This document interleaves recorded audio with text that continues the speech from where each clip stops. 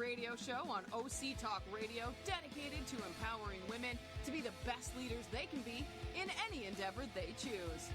Patty Grimm is our host and interviews top women in a variety of fields to help women grow, learn, and lean in together. Patty has over 25 years of experience in primarily male-dominated fields in senior-level management positions. Patty is the owner of Advantage Training Limited, an organizational leadership team training company. She recently released her new book for women called Quiet Women Never Changed History. Be strong, stand out, and stand up. With the subtitle, Let's Go Kick Some Glass. And that's exactly what we're going to do. We got some real glass kickers in the room today here. I promise not to say that other word today. I don't let you ever say it again. Since you fumbled the ball, to use a football analogy here. So it didn't come out glass the one day she said it. Yeah, Right. you can make your imagination go wild on that one. So I'm here with the incredible Susan Howington. She's a sought-after expert in executive career transition field, applying her practical knowledge and visionary skills as a consultant, coach, and author in the industry to really make a difference and help women and all people basically be able to find the right career for themselves. She is CEO and founder of Power Connections Career Services, and she utilizes her highly respected reputation and amazing experience as a senior vice president and managing director of a large outplacement firm to help companies transition their employees during the outplacement phase. And I've been on the both sides of that one. Yes. She's really very recognized in Orange County. She's been featured in Orange County Metro Magazine as one of the 15 women in Orange County who inspires others. She's been featured in the Orange County Register, the LA Times, on a variety of shows, online publications like ABC7, New York, CBS, Chicago, Fox News, Career Builders, etc. And she's got a great book that I would encourage everybody to read, not just executives, but it's about how smart people sabotage their job search, 10 mistakes executives make and how to fix them. And so today we're going to talk about branding and personal branding and why that's so important in your career and job searches. But let's start out with just telling a little bit about you and your background. How did you get to where you are today? Sure. Thank you. First of all, Patty, thank you so much for having me on your show. Oh. I'm excited to be here. I'm thrilled to be having this conversation with you. It's Awesome. Great to Well, be great. Here. Yeah. I'm a very fortunate person in that I think I knew what I wanted to do most of my life. Wow. I grew up wanting to help people. Mm-hmm. And not just help them in a general way, but in helping people move from one position of maybe disadvantage to a positive position. Additionally, I've always had a very strong interest in business. And it's been with me most of my life. When I was 13, I had visions of being a CEO of a company. I was trying to figure out how to make money. I've always tried to figure out how to make money and build a business. So I've been able to really marriage my desire to help people and my strong interest in business together, and I couldn't be in a sweeter spot in my life with my company, Power Connections, and being in the outplacement business. Wow, that's incredible. You were able to figure that out at 13. At 13, I was still playing softball and tennis and trying to figure out if I wanted to play, tennis the rest of my life. I wasn't thinking about a career. I've always thought about being in business. Yeah. It's just part of who I am. Yeah, I started out in actually education and teaching. I was going to be a teacher to make a difference. And when I got laid off, because they passed a law in California which eliminated basically most of the taxes, all teachers got laid off, I fell into banking. And I fell into a job, but I found a career, and I found I loved business. Sure. It was just one of those things. It was like, wow, I never thought I'd be here. Yeah. I never thought I'd work for Microsoft, right? Fell into that career and was there for 15 years and absolutely loved it. Right. We're going to talk a lot today about branding and personal branding. So when you talk about branding, why is that so important for women? Well, branding is, it's sort of a funny, can be kind of a squishy topic, but it's a real deal, and it is the thing that we can do as professionals that differentiates ourselves from other people, that can really distinguish ourselves and set us apart from people and people that do what we do. I like to use the acronym or the word RISE to describe what I feel is exciting about branding. And RISE stands for remarkable, irreplaceable, significant, and empowerment. I Wow. truly believe that when you have figured out your brand, it is the most empowering thing that you can do for yourself professionally.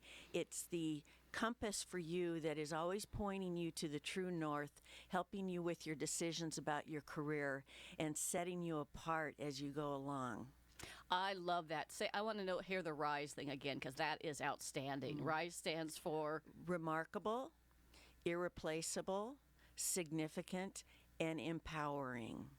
wow, that's incredible. I remember I went to a career workshop at one point in time and they talked about You Incorporated. You know, companies have brands, countries have brands or visions or whatever. They talked about having You Incorporated as your brand. And I love that RISE. That's absolutely outstanding. Yeah. Coco Chanel has been quoted to say that in order to be different, you must be, in order to be irreplaceable, you must be different. So that's the interesting thing about branding is that a lot of people push back on committing to a brand because they don't want to seem different. And it's unfortunate because having a difference about you is just so incredibly important. Oh, absolutely. In fact, I saw a quote today. I was driving here to get to the show, and I saw a quote that says, "Be yourself. Everybody else is taken." Right. And it was so new to see that bumper sticker on a car in front of me as I'm coming to have this interview with you was sort of like, wow, that's pretty amazing. How apropos. How absolutely perfect. Absolutely perfect. And it's interesting. Even in your book, I was reading one of the chapters. It's like, networking, you build a network that looks just like us. And so you want to be remarkable, memorable, and different. So how can people do that? Well, there's a lot of self-introspection that must go on, and I talk a lot with our own clients. In fact, in our outplacement program, Patty, we put a lot of time and energy in helping people understand their brand. So the thing that people must do is they must give it thought, and for whatever reason, it's hard to do that for people to take the time, and I call this taking a perspective break. Take a perspective break. Really look at yourself. What it is that you do that adds value in a company. What it is that, what are the traits that have followed you your life? What are the compliments that you've most appreciated that you've received from people? There's lots of things that we can ask ourselves that will eventually get us to that theme of the brand. So it's not an easy conversation. It takes some effort, takes some being honest with ourselves, but one can find their brand, and we help people do that every day. And you said what people compliment you for. I also think about things sometimes maybe as a child growing up, maybe you were criticized for. I was criticized for always being different. My mom would say, why can't you be like all the other girls and play with dolls versus being in a tree and hanging out with all the guys? My whole life, I was the Peppermint Patty on the softball team. I was always the person that was out there. Right. So, and think about the things that made you different. Of course. I always say that I believe people's brands have been with them all their lives or most of their lives. Yeah. It's part of you. It's the old, you take yourself with you wherever you go. Your brand is who you are. It's part of your DNA, and you should know it. Yeah. Yeah. I frequently, because my book obviously is all about women kicking glass and the power color red.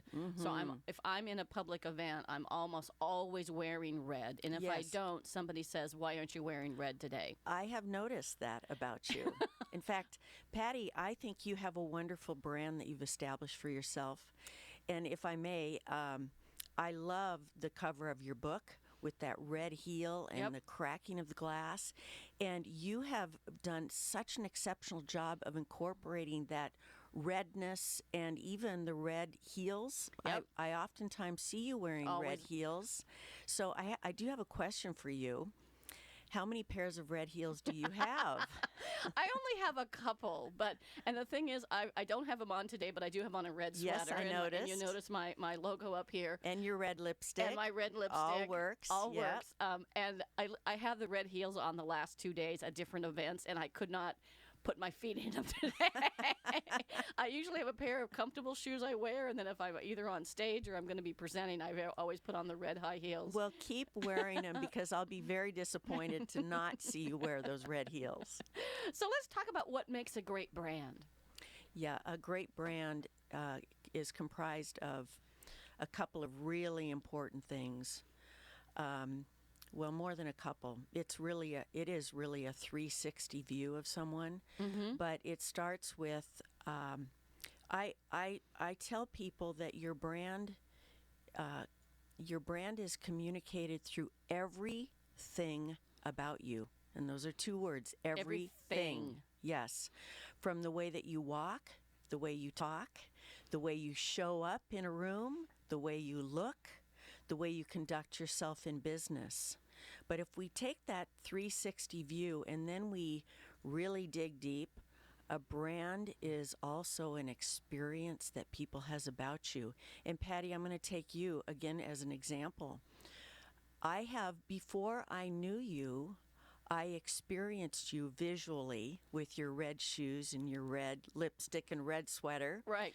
I knew you as an author. I've seen you present at Executive Next Practices. I've seen you lead and facilitate groups of hundreds of people, which built a sense of credibility that I had for you as an individual and as a woman in business. And so I experienced you.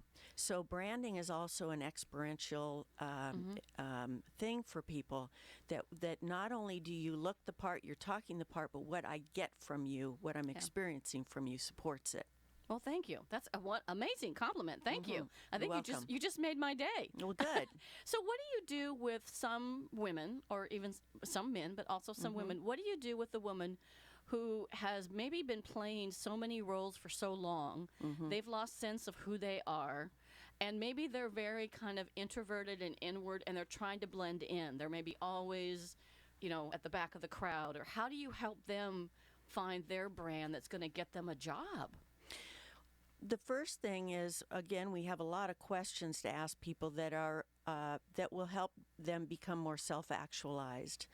But Patty, the important thing for someone like that is to establish a sense of trust between them, the woman who's looking to find her way, and her career coach, that she can be honest and just allow herself to be free about what does she really love to do, what would her ideal day and job look like, what are the skills that she has, what are the skills that she doesn't have, and create a plan of action, because that plan of action provides a sense of control and purpose. Great. I met with a young woman the other day that it was very interesting, because she's like, I don't do anything well. She says, I'm just, and she used that word, I'm just. Oh, dear. I was only. And I really want to tell women and young girls out there to get those two words out of your language. Get Yes. I'm just a blank. I am only a blank. And really start to find what is it about you that makes you different and unique. I'm so sorry to hear those words as well. I'm going to send her this interview. Please do. Please do. And I may refer her to you. So, Sure. And so, in today's world where everybody is trying to blend in and be like everybody else, this is so important. What are some tips you have for people maybe to establish their brand? One of the keys to an effective brand is to, as an exercise, look at how products and services are branded. Let's take the pharmaceutical industry. And all those ads? All those ads, and they go on for, it seems like, 2 minutes, right? Right. But we see, I'll just, in general, we see a couple who are sitting on a couch, maybe wringing their hands over some pain or, illness or whatever. The pharmaceutical company introduces itself and the drug. Then we see these people transformed into a happier face, and then ultimately we see them frolicking in a field of flowers with the sky is blue, and the music behind it, and we're getting we see this picture of pain and suffering and sorrow, and then to complete happiness. So there's a message in this for all of us in our branding. If we can identify what we do for people or a business that will alleviate someone's pain and suffering Right. in that company, we have found our brand. Awesome. So if I'm interviewing with you, Patty, and I know that there's a lot of missed deadlines in projects, and if you're in the marketing product rollout area, and I'm interviewing, and I know that this is a symptom of some real disarray and lack of ability at the company, I can talk about my brand being someone who never misses a deadline, is always on time. Things of that nature, without saying, Patty, I know you always miss a deadline, but Right. this is my brand. I never miss a deadline. So, Right. Patty, you're thinking, geez, that's the kind of person we need here. Yeah. Yeah, and making yourself different. So one of the things in your book also I remember is the never forgetting about the importance of first impressions. Yes. So let's talk about that a little bit. So, our brand, if we want to be the boss, we have to look like the boss. Yeah. If we want to be the next person to be promoted in a department, we need to look like we're of that caliber of person. So we must never forget about how we look, the what's coming across by the way we dress. Yeah. It's just really important. Yeah, in fact, I remember a mentor once told me that to take a look not at the people at the level you are, and not look at the people one level above, but maybe look at the people that are 2 levels above, and look at how they dress and how they conduct themselves in meetings and how they prepare themselves for a meeting. Like they're prepared before they go in there. They have some Yes. questions to ask. They've read the pre-work if there's pre-work. But really to look at that individual that maybe is 2 levels above. Yes. And see how they dress and how they talk. Absolutely. And I have a little tip about that, if you don't mind. I want to share this. Absolutely. This is for the young woman who is trying to establish herself professionally. I would like to suggest that they not look on Pinterest for ideas on how to dress for their career. Pinterest is not thinking about a woman's professional interest when they're putting outfits together. So just a little thought. That's a very interesting tip. In fact, one of the things that I want to talk about is that, Susan and I are involved in this group called Executive Next Practices here in Orange County, and we have regular forums on at least once a month, if not more, at UCI the Cove. It's a beautiful location. It's Executive Next Practices Institute in our forums. And we have an event coming up on November 2nd for women. Yes. You're going to be one of our panelists. Yes. We've got an amazing group of speakers. Last year, Jerry Rosen, who is CEO of Working Wardrobes, so it's a nonprofit organization that helps people not only dress for success for interviews, but deals on the inside as well, helps them do career and interviews. And so Jerry was on our panel last year, and what Jerry said, which is so true to what you just said, Jerry basically said, pay attention to how you look. Yes. If you're sitting here in jeans and a T-shirt, I'm not hire you. Right? It doesn't. It's just how you dress really matters, and dress according to who you are. And you're always dressed impeccably. Jerry's always dressed impeccably. But I thought that was so interesting that she brought that. That she actually brought that up in the. I loved her straight talk about that, because yeah. we need to be direct. Yeah. Because a lot of people just don't know. They don't know. They've never been given any guidance in their lives about how to develop their personal persona. Yeah. So I just want to put it out there. Pinterest is not the place. If you want to know how to dress professionally, look at the people that are your managers and superiors. Yeah. Yeah. In fact, it was funny. I when I lived in Asia, I hired a professional fashion person to come in to my home in Asia, because I had moved over from the U.S. and lived in Asia for 3 years, and she was a British woman, and she was so funny because she would have you put on your own clothes, right? Yes. And she'd look at you and she wouldn't say, well, that really looks pretty bad. She'd say, honey, that's just not your best look. That's great. In a very British accent.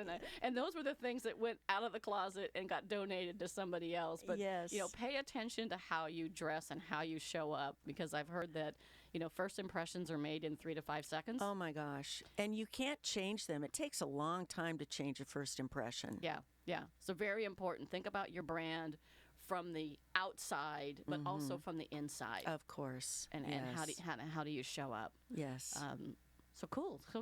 We're going to take a commercial break in just a minute, but I do want to, before we do take the break, I want you to tell us tell us the title of your book again. I've got it Yes. right here. But also how people can get in touch with you and where they can get your book. And then we're going to keep talking. Great. My book is called How Smart People Sabotage Their Job Search: The 10 Mistakes Executives Make and How to Fix Them. It is available on Amazon, but I'm available by phone. My number is 949-285-9541.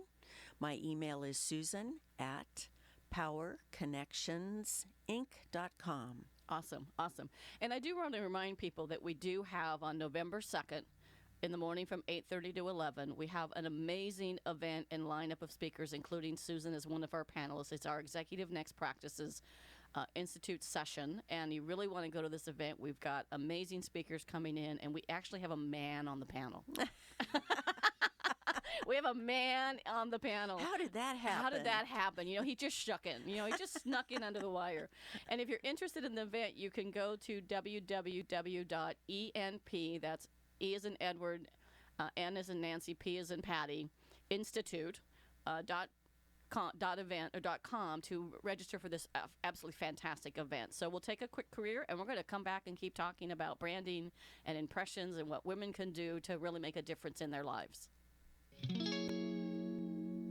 Imagine what it would feel like to lose everything: your job, your home, your family, your dignity. This has happened to thousands of the men, women, veterans, and young adults we serve at Working Wardrobes. What do we do to help? We provide career development services, life skills workshops, job skills training. We provide the perfect interview outfit, and we get clients placed in jobs. Call Working Wardrobes, 714-210-2460. Donate, volunteer, invest, hire.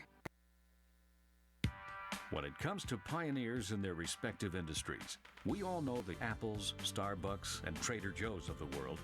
In the realm of recruiting, Decision Toolbox is the industry's best-kept secret, with 90% of their business from referrals and repeat customers. For over 20 years, Decision Toolbox's U.S.-based team of recruiters, sourcers, professional writers, quality personnel, and tech support has perfected a Six Sigma approach to talent management.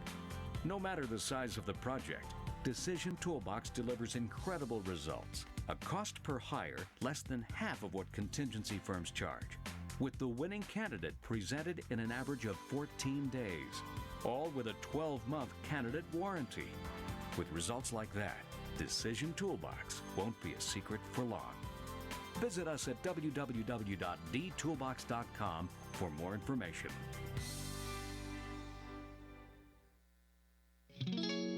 And now back to Patty and her guest. Yeah, this is Patty with Susan Howington. We are talking about the power of personal branding and how that can help you in your career and in your life. I guess a couple questions I wanted to ask you. Can you have more than one brand? You can, but you must be very careful about that, because the reality is we can't be all things to all people. And I know that in working with particularly executives, they push back on being looked at as doing one thing, let's say, because they're very experienced. And I've often heard the term, I can just plug and play, just put me in any business, I can do the job. Well, the business community at large does not appreciate that sentiment. They really want to know, what do you do? What do you do? What do you bring to the party? Yeah, what do you bring? So I encourage people that they have to put their stake in the ground. You got to put a flag in the ground about something. So really look inward to see what is it that, when have you been at your best moment in business? What were the dynamics that were occurring? What's been your biggest victories? Where'd you hit the famous home run? Right, the ball out of the park. Exactly. Yeah, and tell a story around that. Because that's the conversation starter, Patty. Right. If you're trying to be all things to all people, people don't know what to do with that. They don't know what to do with that. Yeah. But if you say that you're the person that transforms businesses to take them to the next level, people will say, well, how did you do that? Well, tell me about a time when you did that. There's your conversation starter. And then if they like what they hear, they might say, well, we're not looking to transform our business. And by the way, I don't know any business that's not. Not right? today. Not today. But gosh, we certainly like what you said. You sound really smart. You've got obviously other talents. We could probably use someone like you. So we have to get narrow in our focus about branding. Yeah, yeah. Now, what do you do in situations? Because you kind of never know when you're going to meet somebody. You know, like on the weekends, there's a lot of times on the weekends that my life revolves around football and going to my nieces and nephews' soccer or tennis tournaments. And there are times when I'm just literally in a baseball cap and very limited makeup. But, you know, you never know when you're going to run into somebody at the soccer field. So how do you think about a brand when you're maybe in a casual environment? The CEO of the company you may want to work for might be at that soccer tournament. Yeah, absolutely. So back to everything about you communicates your brand. I'd watch your behavior. I'd watch what's coming out of your mouth, right, at your kids' soccer games and whatnot. But you're on stage everywhere. When you are promoting yourself through a job transition, you are always on stage. I mean, really, our brand is with us everywhere at all times. I mean, I believe that, and I live like that. Yeah. I mean, if I go to the grocery store, oh my God, the thought of running into somebody that I know at the grocery store, and if I'm wearing, sweatshirt and whatever and no makeup, the thought mortifies me. So Yeah. I always try to, up my game a tiny bit there, you know. I found what I found interesting is what you said about watch what you say and how you behave at these events. If you're the parent on the sidelines that's screaming at your kid or at the coach, people are looking at that. Right. And thinking, oh my gosh, I wonder if this is how they perform at work under pressure. Yeah. Do you know, not that this was a great hiring strategy, but I once hired a woman that we ended up sitting next to at one of these concerts in the park. She was there. I didn't know her, but she coincidentally came and interviewed for a position that I had that next week, and we recognized each other. But I saw her with her family and her children, and we talked with them, and I thought, what a lovely family. I hired that woman because I saw how she behaved, and she had the qualifications. So, case in point. Yeah, you never know. You never know. Wow, you never know. So, I would think it might be hard for people to find and stick with one brand. Is there any risk in sticking with a brand in any way? Well, I think our brands can change somewhat through our professional life, but not drastically. Again, I think our brands are with us, our whole lives. And through our profession, we are known for being a certain way our whole profession. And so we need to look at ourselves and the legacy of what we leave behind at every company. And that, if we stick with that theme, you can come up with a general tagline that's not, you could come up with I'm the M&A guy if you wanted to. And I don't mean that specifically, but you know what I'm saying. Right. But in general, if you could come up with a term about business growth and transformation, that could include M&A and diversifying and things like that. So I would encourage a brand that is focused versus being too many things. Yeah, it's interesting. In my two main corporate careers, one was in banking.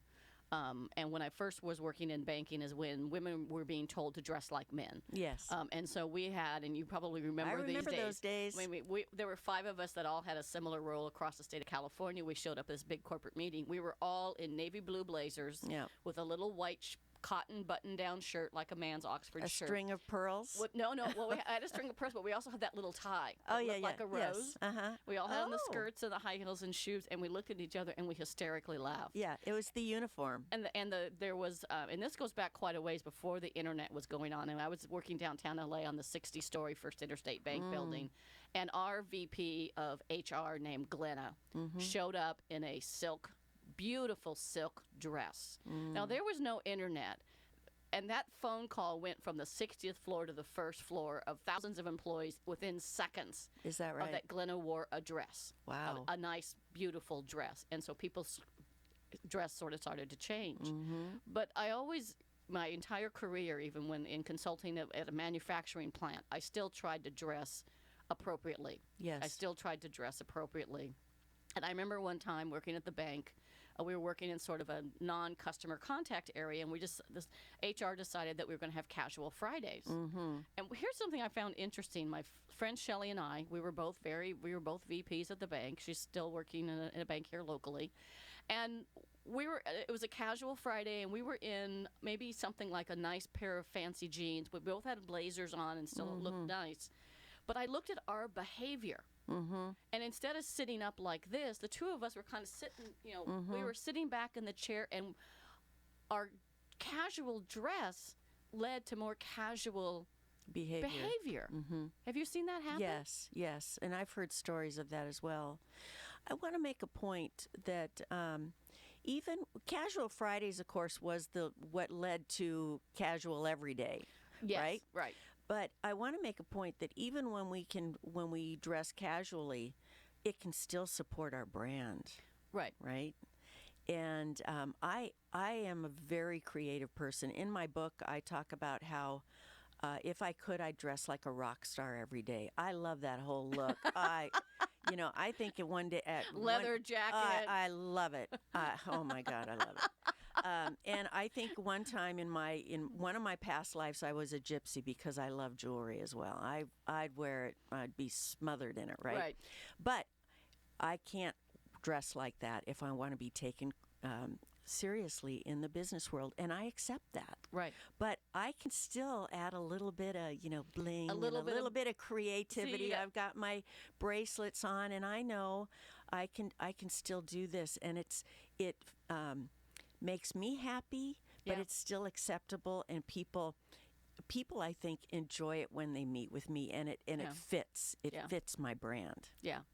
Even when I worked at Microsoft, which obviously there were times I had to say to a developer, before you go talk to this customer, could you please put on shoes? I literally had executives that I would go into Microsoft Studios, because I did a lot of video work and studio work there, and I'd have to have them, put on. I actually had spare shirts. Is that right? And jackets and things, and I'd comb their hair and say, tuck your shirt in. You're going to go talk to a president of a country. But I even there, I dressed professionally. I wore usually a dress or a pants outfit that matched 99% of the time, and if I ever showed up in jeans, I always had a blazer or something on, professional looking. And people kind of looked at me kind of odd when I did show up occasionally in jeans. Well, I think another way to look at this is we show respect for people when we dress up. Oh, right? I like that. So we may not feel like it, and we might think to ourselves, I'm still a smart, capable person, whether I show up in jeans or wool slacks or, whatever it is. But we should do it out of respect for the person that we're meeting with. Yeah. It's representing that we respect that encounter. So I like to look at it that way, too. Yeah. So what do you say to people that have a couple of brands that may be in conflict? How do you coach them? I'm thinking of people I'm thinking of the millennial women right now. Yes. And somehow some of them may dress in things at work that maybe belong more after hours, or they're just dressed sort of inappropriately. Well, I would hope that sometime in their life they will have a coach or mentor who will with kindness help them understand that the way they're dressed is actually sabotaging their success. It's holding them back. Right. So we could all just hope for that kind of person to enter our lives. Right. But on that note, a smart woman who is trying to take control of their career as a methodology to that should find a mentor. Yeah. Should ask someone to coach them and give them honest feedback and give them ideas and just tell them the lay of the land. Yeah, and I think going back to what you said earlier, the brand is everything. It's how you stand, how you walk, how you talk, how you dress, and I strongly believe it's actually the last principle of the 5 principles in my book about being empowered women leaders, about one paying it forward. So one is be a mentor and find a mentor. I had a mentor one time that she really helped me in many, many ways and said, in meetings, for example, you tend to say too much. So maybe listen to what other people say. That is great feedback. Listen to what people say and then maybe interject your comment. Or I remember one time after, and this is a very interesting one in terms of brand, after the meeting, you know how after a meeting there's all these coffee cups laying around and people are kind of walking away and they're leaving their cups, and I started to pick up the coffee cups. And here's my mentor on the far side of the room who literally almost yells, "Put the cups down." And I kind of looked at her and was sort of shocked, and she yelled, "Put the cups down." Right. She said, when at the end of the meeting, if you're picking up the cups, you look like an admin, not an executive. And you talk about frank, honest feedback. Yeah. Well, I love the feedback that this person got about talking too much. You know, if we look at the difference in the way that men and women communicate, men don't appreciate someone who talks too much. Long stories. Yeah, they want the answer to the question first, and if they want the background, they're going to ask you for it. Yeah. And that is a factor that women have to be aware of if they want to be successful in business, because like it or not, most of the key executives are men. Like it or not, okay? Right. So just deal with it and modify one's behavior so that you are heard, because that's what's going to help you. And if you are talking too much, if you're overly expressive, if you're overly emotional, you're going to get shut down. Yeah. I heard somebody say, be brief, be bold, be gone. Be seated. Yeah. Yeah, I know that quote. Yes, be seated. Yeah. Great. Great. So what else, when you think about, there's some things in your book that I love, and I know this is about, how smart people sabotage their job careers, 10 mistakes people make. What are some mistakes maybe that women make that might sabotage their career, whether it's related to their brand, which I think is a piece of that, but what about other things that women might do that sabotages their career? Because women tend to be more emotional. I mean, we just are. That's how we're made. I would say we really need to be careful about displaying emotion in the business world. And again, Patty, a lot of women don't like to hear that, but it's just life. So if you're feeling pressured because you've had to get up early, you had to feed your children, you had to take them to daycare, you had to drop them off at school, you've got to set yourself straight in the car before you walk in, because I also have a chapter in there that says the interview starts in the parking lot. Yeah. Well, your brand also starts in the parking lot. When you're getting out of your car, I want you to set those shoulders back.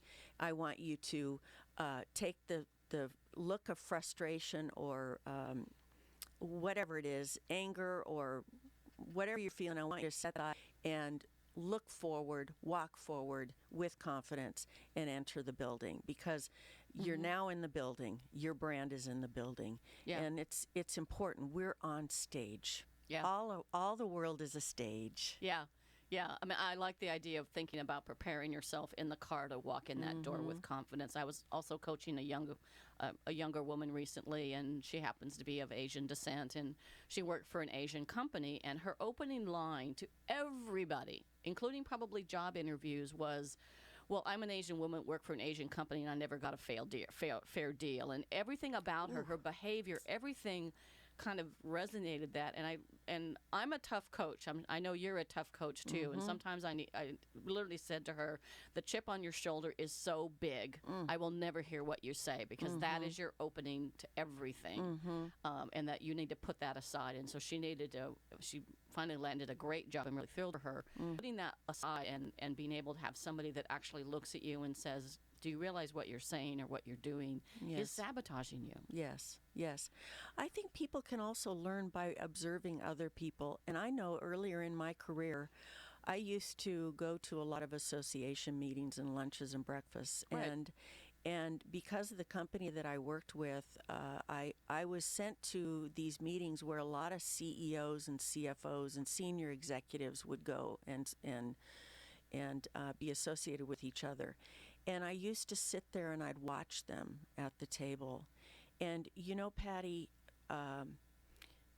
highly intelligent people, highly successful people, generally are not wearing that on their sleeve and trying to prove it with other people. They're already there, right? So I remember distinctly an experience where I had asked a question of a CEO that was sitting next to me, and I remember how he looked at me and he listened and he answered my question and then asked me a question about why I asked the question. Anyway, he was interested in me.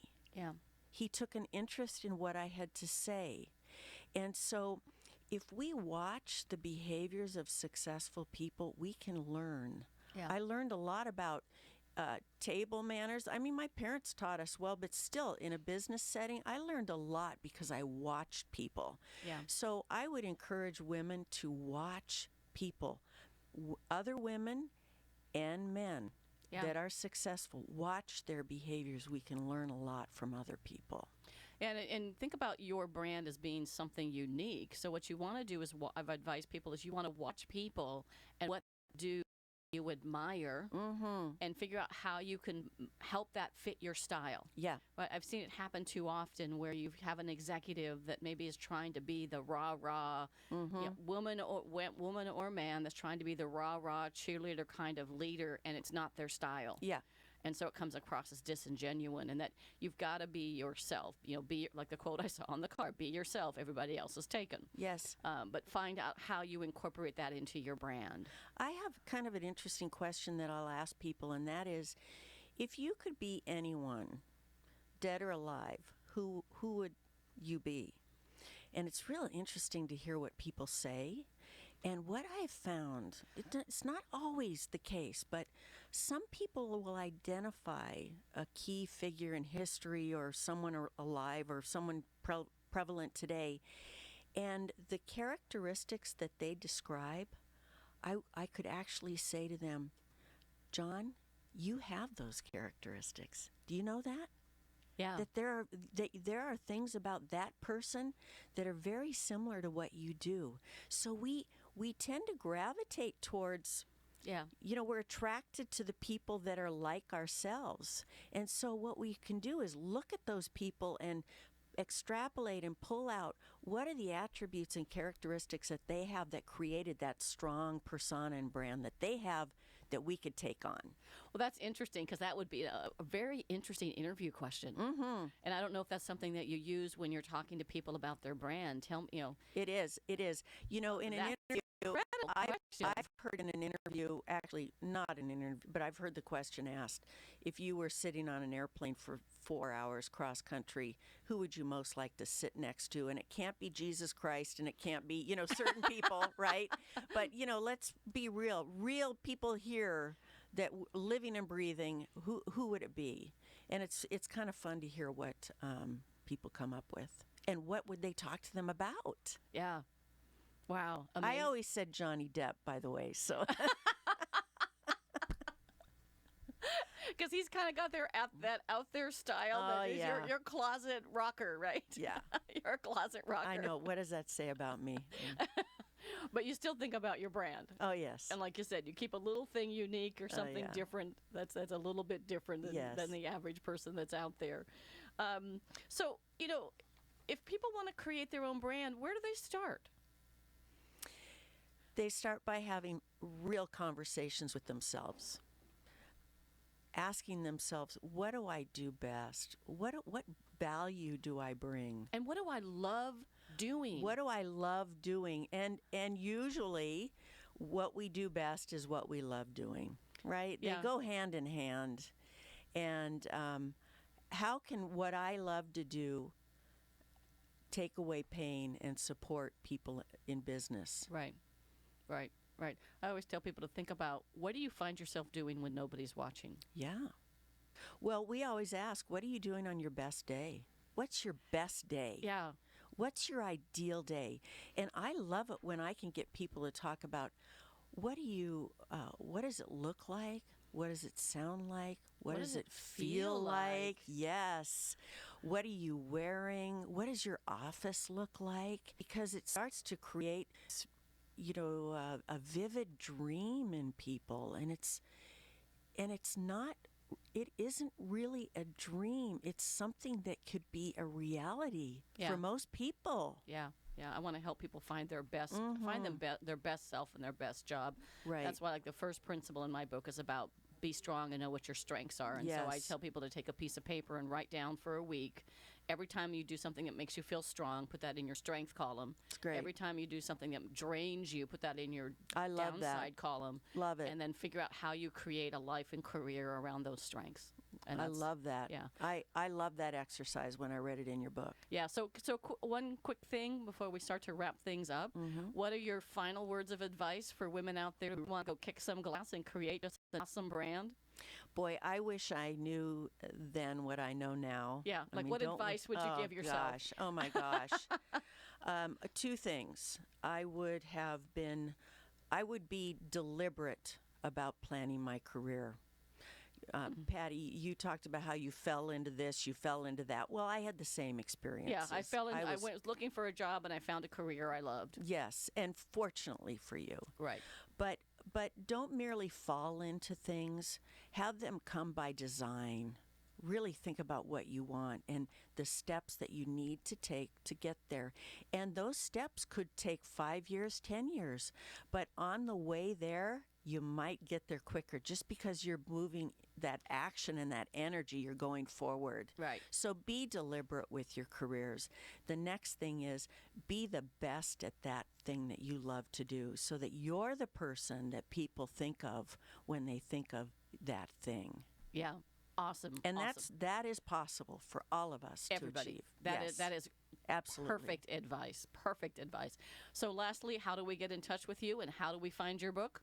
Thank you for asking. You can find my book on Amazon. It's How Smart People Sabotage Their Job Search, 10 Mistakes Executives Make and How to Fix Them. But remember, executives are people. And you're a person too. Yes. And then we can find you at Susan at powerconnectionsinc.com. Okay, great. And this is Patty Grimm. You can find me at pattygrimm@live.com, PATTIEGRIMM@LIVE.com. You can also call me on my cell, which is 425-289-6619. I do want to remind the women of our audience that we are having our second annual Women's Business Forum for Executive Next Practices on November 2nd. You definitely want to be there. We have an awesome lineup, and you can find information on www.enp, that's E as in Edward, N as in Nancy, P as in Patty, institute.com/events, and you'll find this awesome event. We hope to see you there. And everybody, you go out there and have a kickin' day and find your brand and be your brand. Wonderful. Thank you, Patty. Thank you. Thanks for listening to Women Kicking Glass, the only radio show on OC Talk Radio dedicated to empowering women to be the best they can be. Listen each week or download the podcast at patty.grimm.podbean.com. To reach out to Patty to schedule a speech webinar or to learn more about her leadership and team training, contact Patty at pattygrimm@live.com. For more information about her company and her books, have a kicking day.